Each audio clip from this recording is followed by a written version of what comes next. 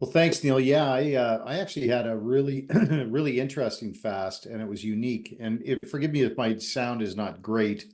I've sort of cobbled it together here, so it may not be really clear. But I started out. I actually January fasting is a pretty regular thing for me, Mhm. and but I changed it up to accommodate sort of all the different groups that I'm in different groups, and I ended up doing a water fast, which is a full depletion, right? Like right from the very beginning. Like I call it a taming of the flesh, Mm. is just to quiet everything down.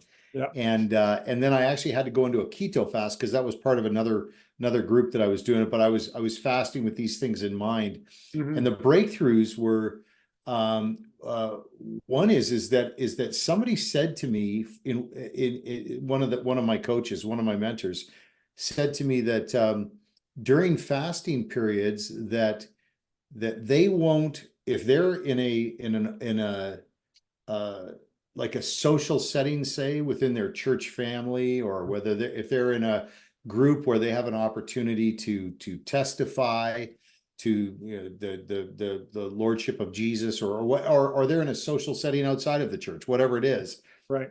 And if it's awkward for them to hold the fast that Hmm. they're on, or it would be a distraction to mention the fast that they're on, Right. that they would just like go along with whatever the meal is of the day and be gracious. And I thought to myself, I go, wow, because I've never thought of, like, fasting has always been, I guess it kind of exposed in me this. I think I turned it into something kind of religious, Mm. because that really struck me as, well, that's pretty strange. But then I did find over the 21 days, Mm. there were times where I was in rooms and I was going, wait a second, is it going to be more of a distraction to me being, a blessing to, like in this moment, to be focusing on other people? Is it going to be a distraction? Should I just like go along? And I did. And I really found like there was a lot more. It fell into alignment what fasting's for and Yeah. what it is, right? Right. And then the other thing is that I had an opportunity to do quite a bit of counseling during this time. Mm.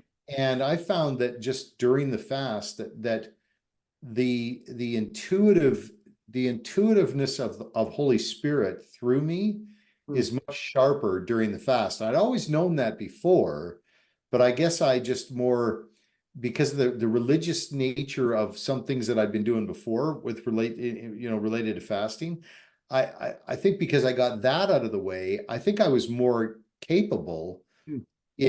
in sort of allowing Holy Spirit to communicate through me Mm. when I was counseling. And so I don't I just I was really a unique. I'm looking forward to my next fast just so I can try it again, to go like, wait a second, what am I discovering here about fasting, which is brand new, that I never thought that I thought there was nothing else new under the sun when it came to fasting, but apparently there is. Yeah. So I'm still learning, but it was really unique, and I'm so glad we did it. Good. Good. Well, thanks, Doug. And I know that fasting really sharpens our skills to hear from the Lord. Yeah. And I was sharing just before that one of the things um, today is, or this past week was the 1 year anniversary of my heart surgery, where I had laparoscopic bypass surgery. I was the first person in Alberta, Western Canada, to receive that kind of surgery. And as I was fasting and praying, the Lord was showing me, how that part of that healing process of my heart was not just my physical heart, but my spiritual heart. And what I find is that fasting is a time to look at things that you allow to creep back into your own life. So the first part of fast is for personal holiness, and say, God, is there something in me that you want to get rid of? Pride or anger or self-sufficiency, whatever it is. God, He deals with those things. And then the second week, just praying for breakthrough for my family.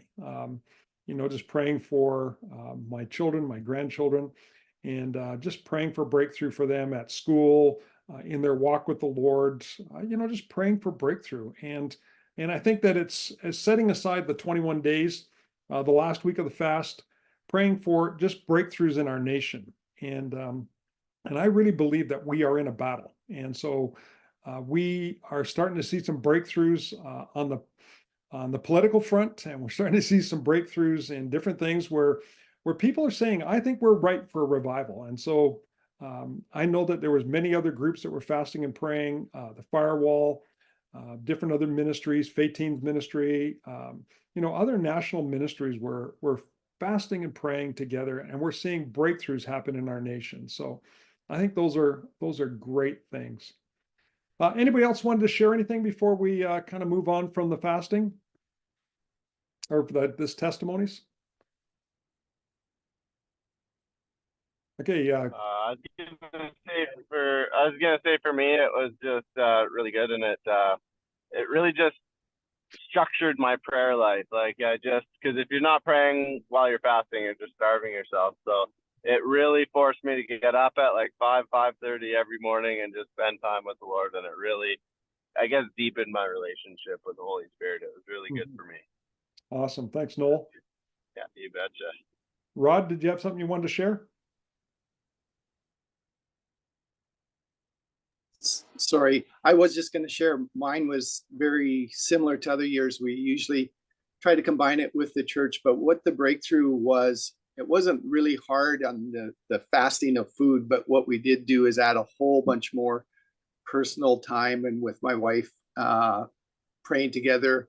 And I did go through kind of, what's important to my life. And this is a prayer circle chart that I developed a few years back, and just, areas of personal growth and problems, as well as the church ministries that I'm involved in, as well as other endeavors. And during that period of time, God sort of showed us that my wife should start a podcast. So she's doing that now. And so I'm kind of a bit of a tech backup for her, and moral encouragement, or not morale, keeping it high. That's good. Good stuff.